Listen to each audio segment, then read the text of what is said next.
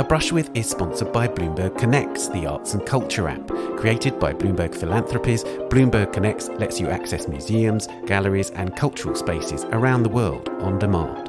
Download the app to access digital guides and explore a variety of content.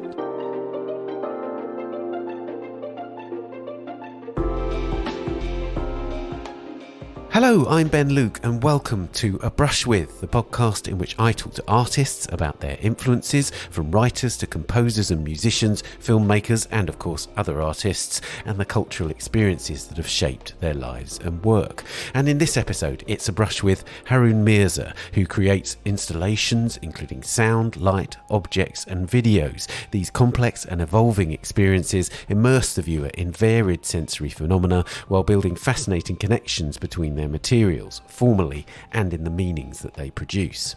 Haroon was born in 1977 in London, where he lives and works today. He studied painting at Winchester School of Art in southern England, and then an MA in Design Critical Practice and Theory from Goldsmiths College in London, and another MA in Fine Art from Chelsea College of Art and Design in 2007.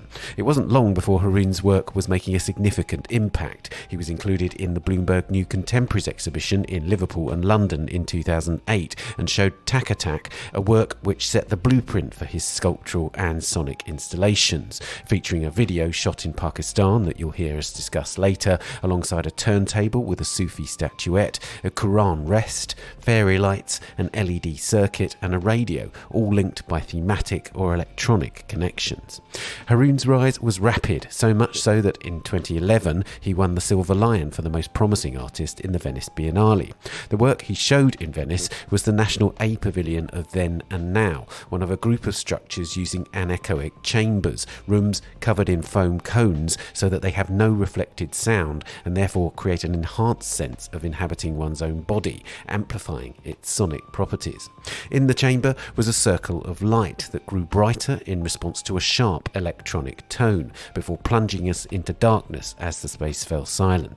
It was an intense, arresting and distinctive experience worthy of the Biennale Award, and it's now in the collection at the Museum of Modern Art in New York.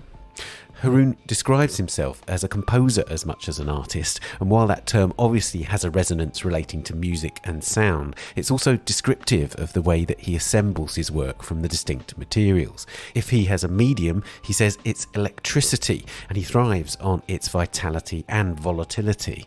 One feels in Haroon's installations that they're a living organism rather than a static phenomenon. He lays bare the connections that prompt these kinetic experiences, exposing his process. Cables often trail across his works. Objects sit apparently casually on the floor or in groups, often structured like a gathering of people as they respond to each other. He's developed complex systems to harness these relationships between the elements of his installations, including a device he calls emerging paradigm, which he describes in our conversation. The structures underpinning his work bring it into intriguing relationships with diverse cultural forms. The rules and governing principles relate to conceptual and minimal art, for instance, while the blurring of noise and organised sound owes a debt to experimental music. Haroon encourages these slippages between disciplines and consistently pushes his work into new territories, collaborating with filmmakers, choreographers and musicians from electronic, rock and classical spheres. The term polyphony is perhaps overused in relation to art, but in Haroon's case, his practice is genuinely polyphonic, using a huge variety of sounds, but also a plethora of voices from across the cultural spectrum. It's also become more issue-driven in recent years, directly confronting global politics. Aquarius, a huge installation from 2017, reflected on Brexit in the UK and on broader geopolitical issues, with sequences including gameplay from an Iraq War-themed video game, Desert Strike. And climate change has also become an increasing focus. He's used solar panels extensively, including in Marfa in Texas, where his installation prompted a surge of interest in harnessing solar technology. technologies. The natural world has crept increasingly into his installations too. Cacti, for instance, and mushrooms, both of which he's used in part because of their ability to produce altered states. Indeed, alternative spaces of consciousness have interested Haroon from the start of his musical experiments, and he's long investigated particular frequencies for their trance-inducing or mood-enhancing properties. Often these relate to long-established cultural traditions and religious rituals like shamanic drumming techniques or Tibetan singing bowls. And it's this with which I began our conversation. Is he as much interested in the sociological meanings and practices of sound and light as he is in their technical and formal properties?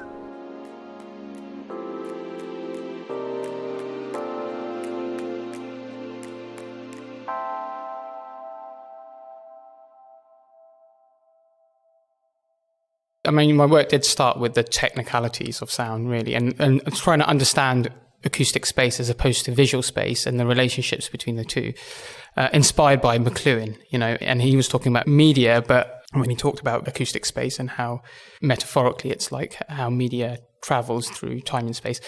But then for me, it was like a physical thing, just understanding how it's different, but it's still space, So it did come from a very sort of practical and technical perspective, but slowly, I think the sociological and physiological sort of really became a really strong part of it. And sound practices, and this could be anything from music, folk music or otherwise, oral traditions, but then also other uses of sound such as healing, and lots of different types of cultural practices that involve sound in some way. And that's quite a sort of vast and diverse landscape, I guess. And sometimes those are really palpably in the work, aren't they? So, for instance, you will have a Tibetan singing bowl. And I noticed in the new works that you've got for Listen Gallery this spring, you've got tablas. And, for instance, you've referenced shamanic drumming and so on. So there can be quite specific references and physical presences of those elements in the work. Yeah, for sure. In fact, for this iteration or this project, the tablas have been replaced by bongos, and this is an interesting thing because a cultural reference and the reference with tabla is very different to bongos, for instance, but the core is somehow the same. For me, certainly thinking about what drumming means in certain parts of culture or in certain parts of the world and the history of drumming, whether it's for music or for ritual or for other purposes, kind of all those nuances really make a difference, whether it's tabla or bongos, and also, these works are very modular in the sense that some elements appear in other installations and then they would appear in these, elements of certain works can swap depending on what the wider installation is. And they're not works in themselves, they're more like components. So this instance where there was this sort of robot arm playing tabla, the tablas have been swapped out for bongos. So the histories and the kind of narratives and the context really changes just from that little switch. And of course, one of the most interesting things about that, as you say, is that, again, talking about the physical properties of sound. What I love about your work is this real attention to certain frequencies and certain details of sound. So, for instance, the tabla has very particular frequencies, which I'm sure are very different to bongos. And you've zoned in on certain frequencies and the meanings and practices relating to those, haven't you? Tell me about that. Yeah, there's a couple of things with that, really, because the tabla and the bongos, the drumming is really related to this idea of shamanic drumming. And when I say shamanic, I mean this is like a wide open idea of shamanism where certain things repeat in certain time periods and geographic and cultural demographics of people doing these practices. So there's this idea of shamanic drumming, which is a very particular frequency or speed of drumming, which is between 3 and 6 up to 8 hertz, right? I mean, 8 is really fast for drumming and, 3 is kind of coming. But curiously, those speeds, that frequency is very similar to the neural oscillations. So they're related to theta waves, basically. And that's when your brain is in a state of calm and meditation or even sleep. So that sort of range, it's kind of interesting that these drumming rituals are around that frequency. But then there's also other frequencies in the work that, are kind of poignant in the show, in this exhibition. which is 111 hertz, and that has its own other both historical and neurological interest. What you do by sort of alerting us, I guess, to those frequencies is to link in sound with a whole series of belief systems. And in a true sort of artist fashion, what you're saying is that science is a belief system as well as religion. So tell us about that interest in those kind of structures, if you like. Yeah, I mean, it's kind of contentious to say, science is a belief system like religion.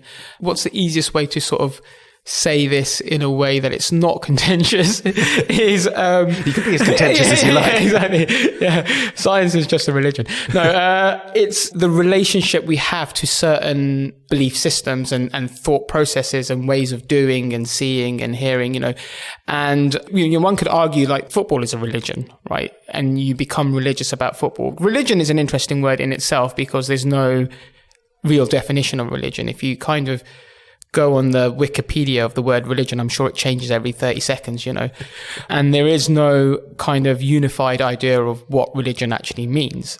Science, on the other hand, it's based on empirical observation, or that kind of, this idea of being proven, But even the idea of something being proven, there's a bit of leeway in that, there's always rounding off, and there's lots of parts of the scientific process that you have to just kind of slip by. And then there's the stuff that's just not understood, so just in terms of the observable universe, we have this idea of the Big Bang, but we've got no idea what happened before the Big Bang and why that happened. Then we've got what we can observe in the universe and we don't know what's beyond, right? And then we have scale, and that's more about scale, I guess, the macro and general classical physics.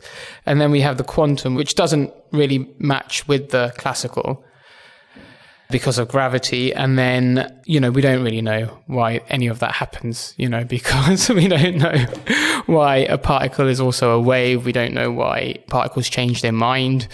Not that they have a mind, but, so there's these kind of unknowns. And I think all these things are about the unknown and about engaging with the unknown, whether it's God, which is an unknown thing. It's kind of, in some ways, it's irrelevant if there's a God or not. It's like for me, it's like the wrong question, because it is an unknown. It can only ever be an unknown. And the same with science. I personally don't believe we can work everything out. It's just not within our capacity as human beings, as with these babbling, physical, functioning or non-functioning animals.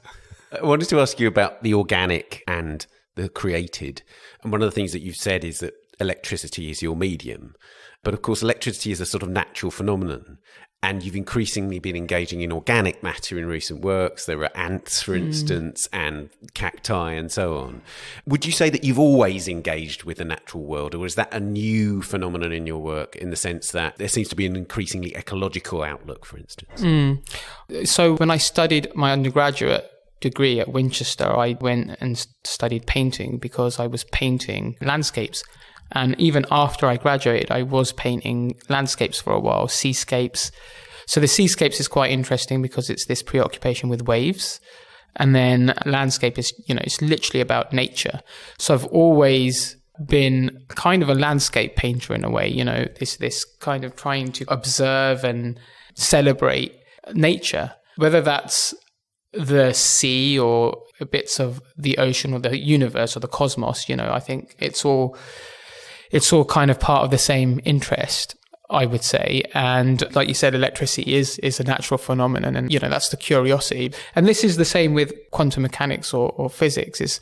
It's nature in the end. It's trying to understand nature. And the most interesting part of it is the bits that we don't understand, the bits that don't behave like they're supposed to, and are kind of curious and interesting.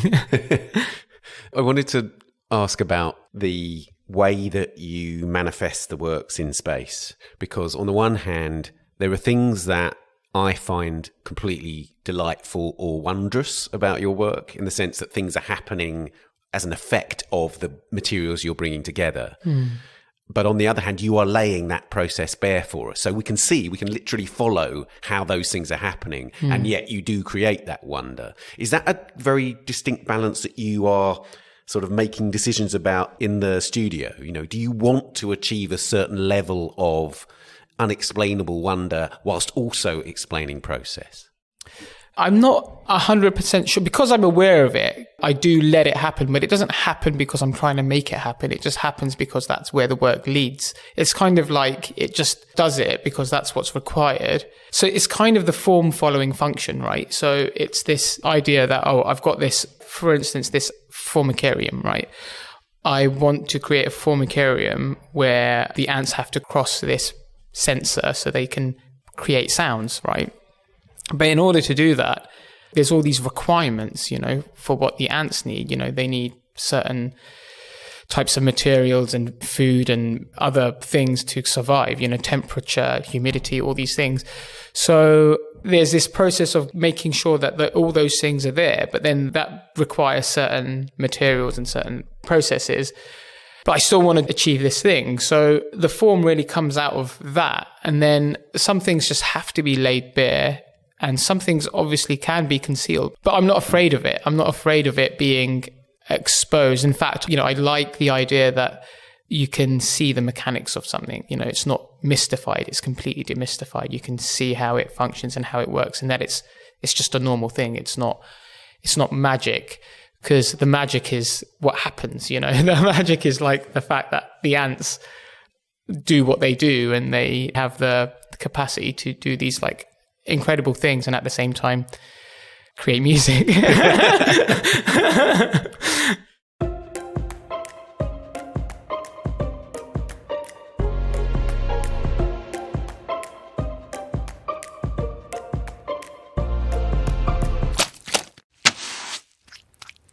Let's move on to the questions that we ask all our guests now. Who was the first artist whose work you loved? The first artist whose work I love, depends how far back we're going. I think I really have vivid memories of Rothko and Jackson Pollock as a kid. I can actually remember splattering paint on a piece of paper. So yeah, those. And then Dalí, I was really into Dalí for some reason. I guess, there's ants. So, right. Made that connection. I guess, it makes sense, especially, how he thought about time. And because I think I was just into painting. I mean, I'm talking when I'm like 7 or 8, as a kid. Maybe Dalí was probably a bit later, probably like 13, 14, at school. But I think thinking back, just how he thinks about space and time is kind of interesting conceptually rather than, just visually. A turning point for me to get actually interested in art was the YBAs, I have to say. It was Sensation and right. Seeing Sensation. I think I went to see it 2 or 3 times when it was here at the Royal Academy. I actually got obsessed with the paintings at the time. So Richard Patterson his Blue Minotaur painting that was in the show, and then there was like some toy motorcycle things. It's a funny thing to say, this thing about photorealism. And then obviously there was great artists like Sarah Lucas and Rachel Whiteread, for instance. She was super interesting. I wasn't that into Damien Hirst for some reason. I mean, that 1,000 Years, that's the one with the flies. I don't know if that was in Sensation or not, but that was that was like an amazing work. I think it was. It was one of the works in the Young British Artist show by Saatchi. So, and it's great work. I mean, Lucian Freud said to Hirst, "You've begun with the final act." I mean, once he made that work, he didn't really need to go any further. Yeah, it's true, no, because it sort of went downhill from there.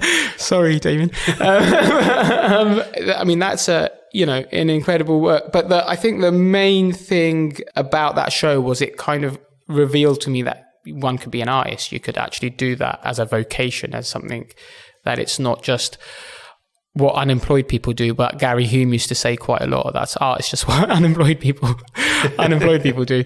So that was important. But the photorealism thing was, I think for me, it was about perception. It was about this moment, this perceptual shift that happens when you're like seeing an image to looking at brushstrokes. So it's like from seeing to looking, and it's like a slightly different focus. And it's very similar to when you're hearing sound or listening to it. It's a very similar perceptual shift. And I think that's why I was interested in photorealism. I was also into Richter, but he wasn't in that. I was going to ask about Richter because, as you said, you began by painting seascapes. And of course, his seascapes were one factor in the many images that he's explored, relentlessly. So, yeah. Yeah, totally. Yeah. So Richter was a a really important, I guess, influence when I was young. Yeah. Which historical artist do you turn to the most today? Duchamp is definitely an important point of reference. And he was a contemporary of Edgar Varese as well. So those two together, I think, are really important and formative. Although I haven't thought about either of them for ages, it's almost like they're always there in the subtext for me. That's interesting, isn't it? Because it's true that you can absorb an influence and yet not have to refer to it much more after that very first moment. Yeah, I think there's something so deeply profound and special about both of them and their use of the everyday and converting the everyday into something. And also, the lesser known parts, like for Duchamp, the reverse ready-made is kind of more interesting for me, taking the Rembrandt off the wall and using it as an ironing board than the ready-made. So I feel like they both are always, Varese and Duchamp are always there in the background, in the subtext. In terms of Varese's influence, I'd urge people to listen to the Poème électronique because it is an extraordinary piece, but also it's really enlightening in the context of your practice, I think, to listen to that work. Yeah. Having seen your work manifest itself physically in space, to then have heard Varese after that, which is my experience, was really enlightening, actually, because I can see that you're doing what he was doing, but with really interesting visual properties alongside it. It's an instructive kind of means of addressing influence, I think, because you can hear him, if you like, in the work, but it's not an homage necessarily. Yeah, I think the funny thing is I don't really listen to Varese very often. And it's the same with John Cage. It's not like I sit down and listen to John Cage recordings, but it's almost the process. And there's actually a lot of, composers. Stockhausen is another one.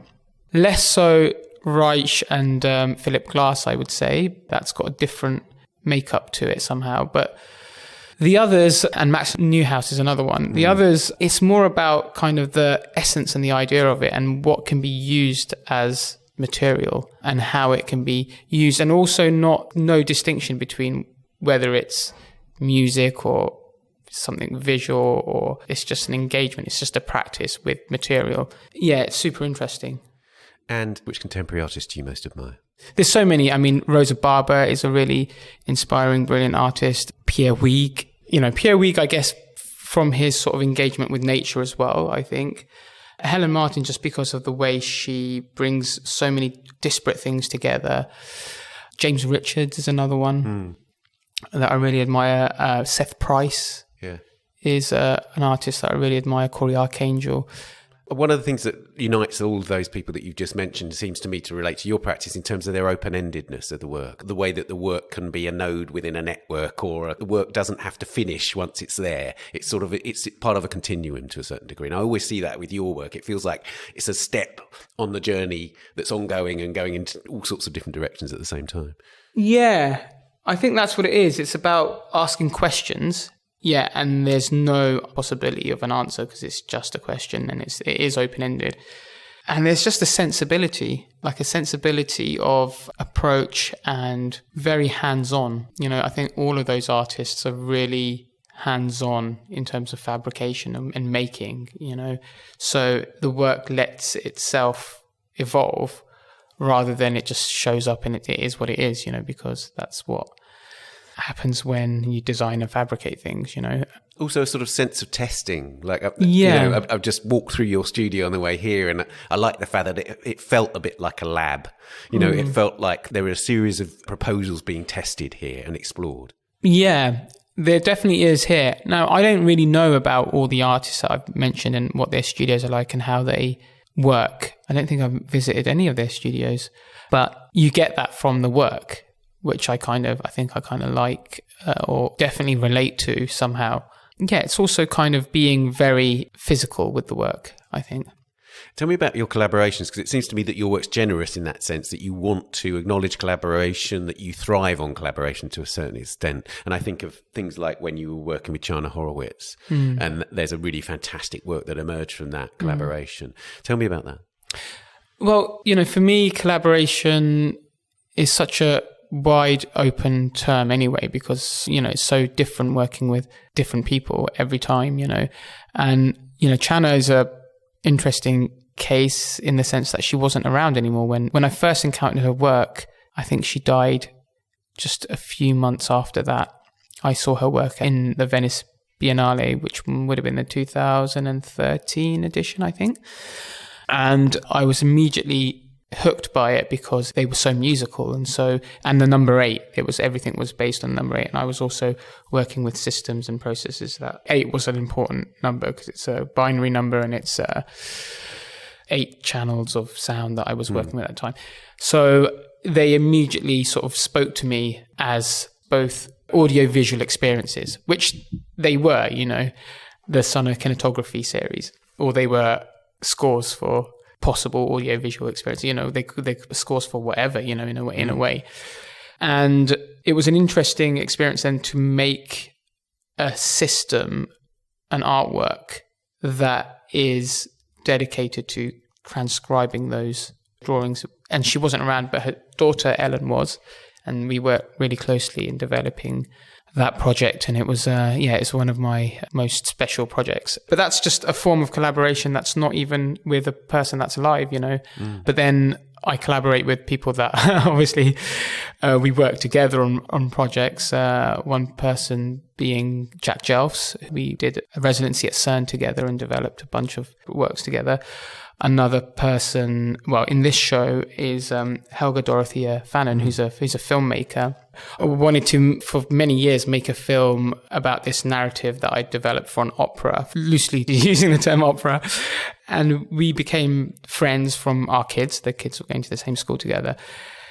And just her sensibility and her approach to filmmaking was kind of this perfect, scenario to develop a film together. I wanted to do it, and I did speak to lots of filmmakers and producers and directors and all types of people, but nothing was kind of right or made sense. And then when Helga came along, it was just, the conversation just led to it so naturally that it was just right. And the good thing about these types of collaborations is that, I work with film and I can shoot film. I know how to work a camera and everything, but there's so many things that I wouldn't consider myself. I'm not really sure exactly what it is I do, but I know that there's people that are better at making film, working with film and video and whatnot. There's people better at making music and working, in that way, working with clay or other, So rather than attempt those things myself, it's more interesting to collaborate with artists that's their medium and kind of really forge a dialogue. And then also it's more interesting rather than, sometimes I might commission works and things and they might be more artisanal things, but it's way more interesting where it's two practices coming together and then it's co-authored, I think. I think the co-authorship is really fascinating. It's like the third mind, That's a great way of putting it. What do you have pinned to the studio wall? Because you've obviously got a huge amount of material ideas going on at once. Do you have things on the wall as kind of reminders or triggers or so on? Or do you kind of keep too much information out of your mind? Yeah. Well, you mean like a mood board? Yeah. In some ways, yeah. I've never done mood boards. I've never had anything in terms of images or materials or I've never done that for some reason. Very rarely I might stick something up just because it feels like we're talking 3 or 4 times in the last 20 years that I can remember, right? So, I might make sketches or kind of small diagrams or works of something that will go on the wall and sit on the wall for a long time so I can just keep, but never mood boards. I'm calling them mood boards because it's because it was a thing that I realized recently that, I don't really do that. I don't know why. I can see the benefit of it, but for some reason, everything sort of lingers around in my head. And I even find it difficult to explain to people that work with me what it is, for them to be able to help me realize sometimes, and I'm trying to do something and they're like, what are you trying to do? And I'm like, yeah, and I'm trying to explain it. So it's quite a crutch, actually. It's quite frustrating. But it must be really fascinating because it's almost like a stream of consciousness of kind of technical things and ideas that will be forming in your mind that you somehow have to translate into a practical language to bring it into a reality. Yeah, this is it. It doesn't feel like a practical language because the communication part of it is the artwork. So all this stuff that you have in your head that you're trying to like, firstly, understand yourself, because I'm not going to understand it sometimes until a year later, after the artwork is finished. You're trying to understand that yourself, and you have to make the work to be able to sort of understand it yourself. Then you're like communicating that to other people. And then even in that communication, it changes into something else. It changes into its own thing. So it's a bit of a non-starter in some ways. But can that inspiration happen at any time? Can you be sitting on a train or on a bus or whatever, and you suddenly start making connections? Yeah. It usually does happen anytime. Yeah, it seldom happens in the studio. Usually happens, like on a bus or a train, or like flights are quite good, sitting in airport waiting lounges or whatever. Showers just before you're going to sleep, that's a good moment. It's hardly ever in the studio. What happens in the studio? The accidents. The thing that you're trying to do, because you had that epiphany the night before, then you're trying to do that thing and it doesn't work, it goes all wrong, but something else happens, which is far better. So that's the way it works. It's John Cage again. It's embracing chance. Yeah, embracing chance. Yeah, definitely.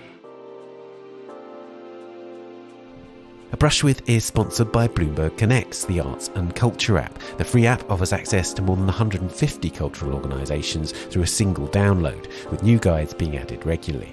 Among the most recent additions to the app are Montclair State University galleries and the Alaska Native Heritage Centre in the US and the Ben Urey Gallery and Museum in London.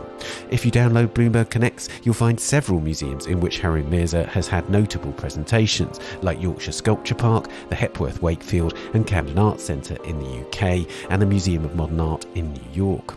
The MoMA guide has numerous features with in-depth audio content, including those on current exhibitions like Guillermo del Toro crafting Pinocchio and the collection displays across several floors of the museum.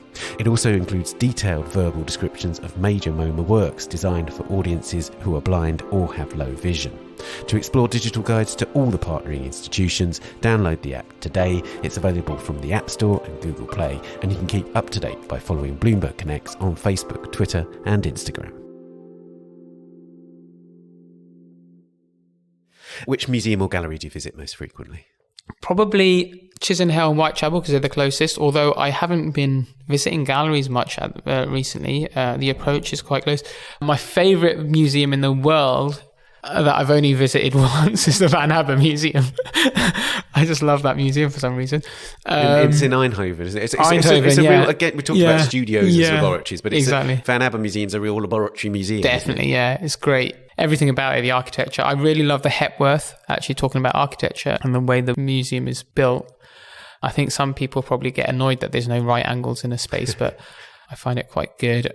But that's really important in your work, isn't it? Because you are an architect of space to a certain degree. You build space. And therefore, I can imagine that the conditions of a museum are really, really important in terms of how you ultimately want to realise it. Yeah, definitely. I mean, I did a show many years ago at the Maxi in Rome, right? And most people hate that museum. Like, you can't even hang a painting in there.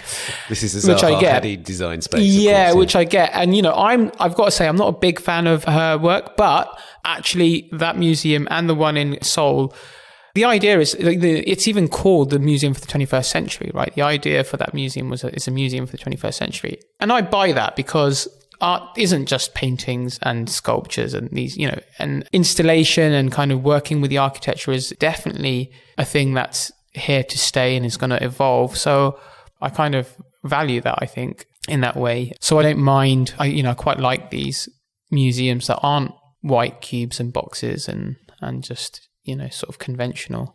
I think I prefer these more experimental architecture type museums. Which cultural experience changed the way you see the world? It would be too obvious to say something like 9/11 or COVID. They're like massive things. I wanted to ask you, because it seems to me a really formative experience, was your visit to Pakistan in 2008. Yeah, I guess so. I mean, the thing with that visit was what happened. Bhutto was murdered, assassinated, and I just happened to be there at the time, and then it became really chaotic. Every time I went to Pakistan around that time, there was like something crazy that happened. So one time Bhutto was assassinated and all hell broke loose and there was a curfew and it was kind of pretty intense. And then another time I was in Islamabad and a bomb exploded nearby. And those experiences are kind of intense experiences. But I think Pakistan is a really important place for me because there's my heritage and my family, and I traveled there as a kid. I speak the language. There's all the languages badly, but well enough.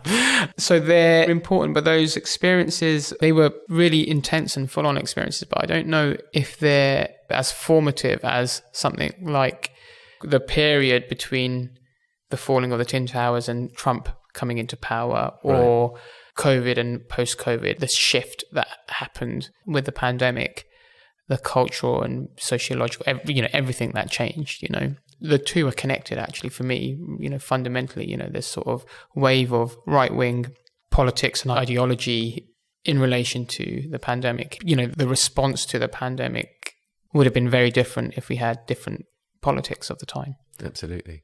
Would you say that Aquarius, the piece that you made in 2017, which was actually sort of post Britain leaving the EU and had certain elements of the sort of language and culture around Brexit as part of it, but would you say that would be almost like your most direct engagement with that kind of political territory? Yeah, I think so. And that series of works, which is the Emerging Paradigm series, there's probably two in there. One is called 9/11/11/9, which is it's a typographic, just mirrored idea of the day that the Twin Towers fell to the day that it was announced that Trump would be in power. That work and Aquarius, they're both very much engaging with that whole shift in social and cultural ideologies.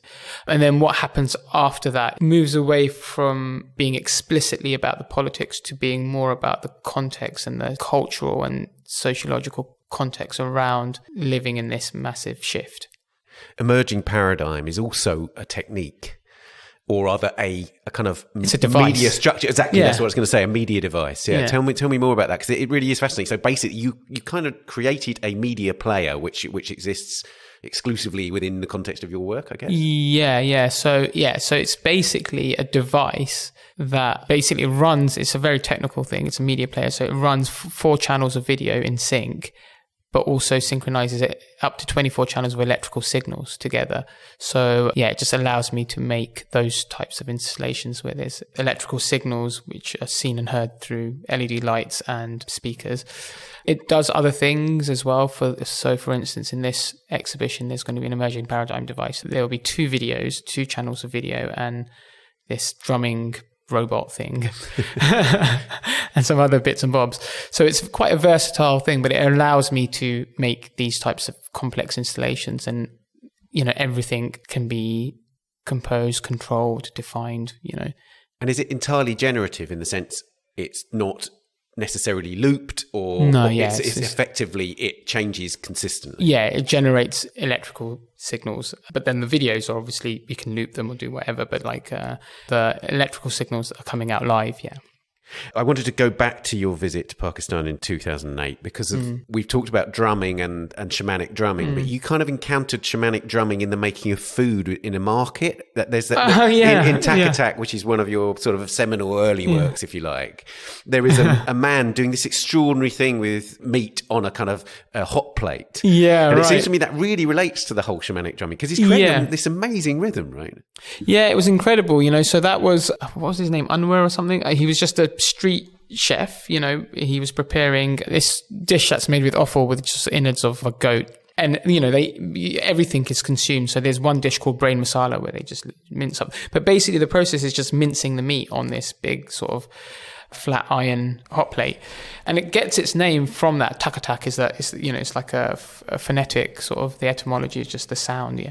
It becomes a performance, and it is that same speed, between 3 and 8 hertz, and he just did an incredible job of performing this mincing, and it was just this, it's a work in itself, but also just every day, which is, I think, the key to it. This thing that it's an everyday practice. It's a ritual that happens every day. And obviously, there's a showmanship to it.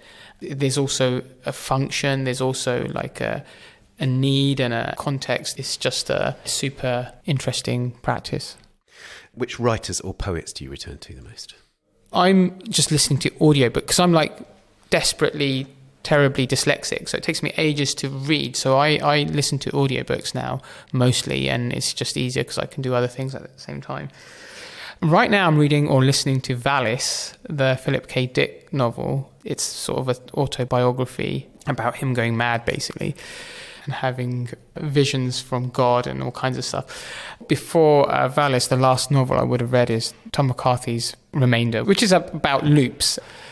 I don't know if you've ever read it, but it's like he's got amnesia and he's trying to piece together his old life, but in trying to do that, he just creates all these scenarios and gets actors to create these scenarios too.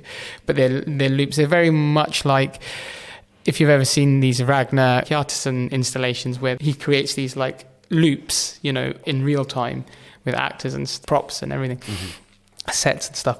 So otherwise, I don't really read fiction. I read a lot of like, technical stuff like, I don't know, Richard Feynman and Roger Penrose and a lot of physics stuff. Do you read them in order to make work, or do you read them out of interest and then they might prompt work, if you like? Can you read a book, a science book, as a means of research for projects, as it were? A little bit. I think I got into science, or reading about science. I was always into science. I was asked to make a proposal for doing this residency at CERN, and I didn't want to do it unless I knew a little bit about quantum mechanics or particle physics. So I started reading and learning about particle physics then. It took me a year to do it, and then I decided to apply for the residency. But then even then I did it with Jack, who trained as a physicist. So it was, I kind of didn't want to go in cold. I wanted to get something out of it. I wanted to be able to have a grasp on the language to be able to engage with it. But then I kind of really got into it. Not just physics itself, but sort of some ideas. I mean, I'm just looking actually what I've been reading or listening to. Right. There's a lot of David Graeber. There's Debt, which he wrote, and then The Dawn of Everything, which was also with David Wengrow, which is a super interesting account of like the history of humanity through a sort of post-colonial lens, I guess, and thinking about economy in a very different way, which is, You've mentioned Philip K. Dick there, and I know that you've used Olaf Stapledon in the past when you were doing a work about the Dyson sphere, and it seems to me that there's a sort of coexistence between scientific reading and science fiction reading that, in a way, kind of describes the condition of your work to a certain degree. There is a scientific principle underlying it, but there is an element of science fiction involved too. Yeah, well, the Dyson sphere is an interesting point here because I never read the book. I really understood it from Freeman Dyson, and funnily enough, it's named after him. But he was obviously influenced by science fiction. So there's always been this to and fro from science fiction and science. We see that, and technology. We see that all the time. The relationship between science, technology, and science fiction is kind of fascinating. It's like a chicken and egg thing as well, right? So for me, they're both just as informative. So I would say that someone like Kurt Vonnegut books like Breakfast of Champions is more influential for me in terms of like the reality and what reality is than something like Neuromancer or any Philip K. Dick novel. Actually, this Valis is quite interesting because it's more about him going mad, which is for me more interesting than Electronic Sheep, right, or the sort of Blade Runner narrative.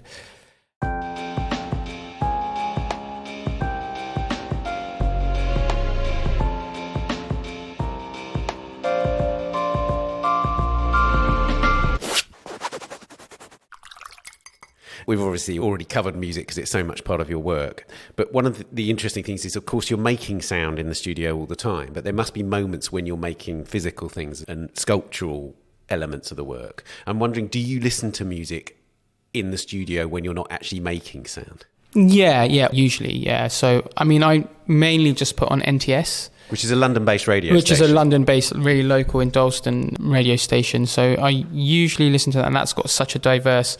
There's also the French radio FIP that I listen to quite a bit. Then if I've bought a record, I'll play that. We sometimes just play records in the studio. There's a lot of vinyl in the studio. For that to happen, it has to be relatively calm. And because somebody needs to change the record. Yeah, so all kinds of stuff ends up being played. Sometimes, when things are really intense, like... just don't have a moment to put on. I'm like, I get so like focused and into like in the last couple of days I noticed that there was no music, but it became a lesser priorities for some reason, you know. When higher concentration is needed, then exactly. It drifts away. Yeah, I don't know if it's the coding, I guess, needs quite a bit of concentration, so I probably won't be listening to much when I'm coding. But even then, it's only emails or phone calls and stuff where I turn music down, actually. Otherwise, it's usually music, yeah. I mean, we talked about things which changed your world earlier on, and of course, when you were experiencing acid house as a young man, that was clearly a kind of life-changing experience to a certain degree. Yeah, it is for me because, and I didn't know it at the time, but it was the sound of electricity. So, you know, these electronic instruments, probably like a 303 and some other sort of synth, Roland-based synths, and not so much the drum machines, but those synths, I think, especially the ones that use pulse width modulation. I mean, 303 doesn't, but, or does it? Who knows? You know, there was this immediate engagement with the sound of electricity that it's a really important moment, I think. Probably has a bit to do with acid as well, but, you know, that's another story. But I think that it is super important for me to have that relationship between this altered state of consciousness and the sound of electricity or music and rhythm and these things. And there's still a legacy of that in what you do now, right? In the sense that it's a few years ago now, but you made a work which was called Shelf for Carl Cox. So there are direct references to dance music in your work. And I know that Richie Hawtin was an influence as well. He's a sort of important techno producer and so on. Yeah, for sure. I mean, just the sort of techno and electronic music and that side of things, and DJing and beat mixing and these kind of practices as well have been really sort of formative and important for me. So, and would you say in a way that, you know, of course, DJing is a kind of collaging of sound, and your work does have a kind of collage aesthetic or assemblage aesthetic, right? Yeah, and it's also the kind of this jigsaw thing, you know, like disparate things come together, but there's this sort of coherence. In beat mixing, it is the just the matching of the beats, you know, getting them at the same tempo. And then, I mean, obviously there's other forms of mixing two records together, but that's one. But yeah, having that synchronization element and then phasing as well, you know, those things are really kind of come from DJ culture. What other media influence your work? Well, film, I guess. I was going to ask about film, actually, because you made a work called Access Boot. Which was, of course, related to Das Boot. And that was inspired by the context in which you created it, which was a kind of disused military bunker in France. Right? Yeah, exactly. In Saint-Nazaire, you know, the Nazis were building U-boats there. So it was kind of, I'd seen the film as a kid and sort of really vividly felt something from it. Even though I'd forgotten the sort of plot and everything, it was really sort of present in my psyche. And so I kind of went back to it for creating that show. But then there's all kinds of films I guess I've referenced in my work, like Bergman's Persona is another one. Jodorowsky, I guess, is probably quite important in the show that we're doing now. I think probably he's one of Helga's influences as well. So, yeah, so much that comes from film. I wanted to ask about choreography as well, because it seems to me that you've had really fruitful collaborations with choreographers. So, for instance, Wayne McGregor and Judy Cunningham and so on. It seems to me that it's interestingly, when you're working with sound and light, that forum provides a really fertile territory for dance and choreography. Yeah, I think for me, I'm basically into the idea of the Gesamtkunstwerk, right? So, and for me, opera does that, but I'm not really into opera. That's the problem. So there are operas that I like. I went to see Carmen the other night, and I mean, it was good, and I'm into it, and I really love the ambition of it. But I feel like there's so much convention and so many sort of ties to a certain ideology that it really bothers me, you know, just putting the form opera into a post-colonial context just doesn't work for me. It's also the set idea of the auditorium, the stage, the backstage, the wings, everything about it kind of bothers me. Yeah, I just get frustrated by it. But all the problems that I have with opera, and there are some that I like Philip Glass operas I really like, Einstein on the Beach, for instance. But opera, it is the Gesamtkunstwerk for me, and also this narrative that's sung, storytelling in song. There's something about it that's really fascinating to me. And choreography and dance then means that you can work within that sphere without having to be kind of like in a formal space of an opera. Yeah, for sure. But it's also the thing that's interesting to me mostly is where all those things sort of merge into one thing. So what I try and work with when I work with choreographers, actually I'm developing a kind of a operatic work now, or, you know, I use the term opera, but it's not. I shouldn't. You know, the idea that the dancer, she or he, is an instrumentalist as well as a dancer, as well as a singer. So there might be an object that creates sounds. All those things merge together. So the object that's also the set is also an instrument, you know, and the dancer is also playing that instrument as well as dancing and maybe singing, telling the story and narrative, you know. So when all those things sort of start to merge together, it becomes super interesting. Is there a particular discipline in your daily working life that you see as an essential ritual? There are rituals, but there's so many different rituals that overlap. I feel like there's just one underlying ritual, but I wouldn't know what that was. You know, soldering is probably the closest thing to like the crux of the physical practice, you know, the medium thing. But that sounds really naff. No, I love the fact. I almost feel like that is your kind of like your medium. You're a master of the soldering iron. You know? Yeah, the technique, but the medium is more electricity. Yeah. But then it's kind of like channeling electricity, you see. So you're kind of, it's a weird thing. It's more elusive than oil color electricity. Right. It's got a very hard to grasp character. The other day there was a couple of us in the studio, and something needed to be soldered, and we were all like, I'll do it. No, I'll do it. It's like, and then I was like, oh my God, we're all like perverse about soldering. What's that? Something soothing about it. There's something, almost like alchemical or something. Yeah, but it's also, for me, it's mini welding as well, because it's, you know, you're welding things essentially, but it's miniature. It's kind of nice. It's really linked with jewelry making as well. So there's this kind of, cool. If you could live with just one work of art, what would it be? Just one work of art? That's not fair. You know, it's like a desert island. What would it be? It might have to be like a Van Gogh painting, or I don't know. It's really hard. I don't think I could do it. I would just have to maybe a Monet. Maybe a Monet. When you first. Yeah. I don't know why, but there's like, it holds. We didn't talk about him earlier, but it holds something for me. I'm thinking about something quite sort of pleasant as well, but that's probably wrong. I wouldn't want anything pleasant. Pleasure's all right. You're allowed pleasure. No, I mean, as in, you might get bored of it. That's the thing, isn't it? When you've got the same thing all the time, you don't want to become complacent. And lastly, what's art for? What's art for? Everyone. It's for everyone. That's what it's for. Yeah, I don't know. It's like what we're talking about, those unknowable questions at the beginning. Haroon, thank you so much. You're welcome. Cheers.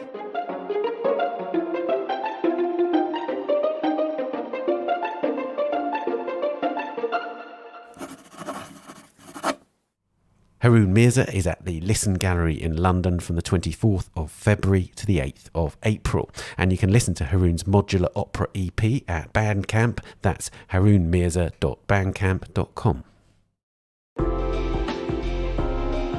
And that's it for this episode. Please subscribe to A Brush With wherever you're listening, and do give us a rating or review on Apple Podcasts. Please also subscribe to our sister podcast, The Week in Art, a deep dive into the latest big art world stories, the top shows and the key issues every Friday. We're on Twitter at Tan Audio and on Facebook and Instagram, of course. Production, editing and sound design on A Brush With are by David Clack, and the producer is Amy Dawson. Thanks also to Daniela Hathaway. A big thank you to Haroon Mirza. We'll see you next week. Bye for now. A Brush With is sponsored by Bloomberg Connects. Download Bloomberg Connects today and discover cultural institutions on demand.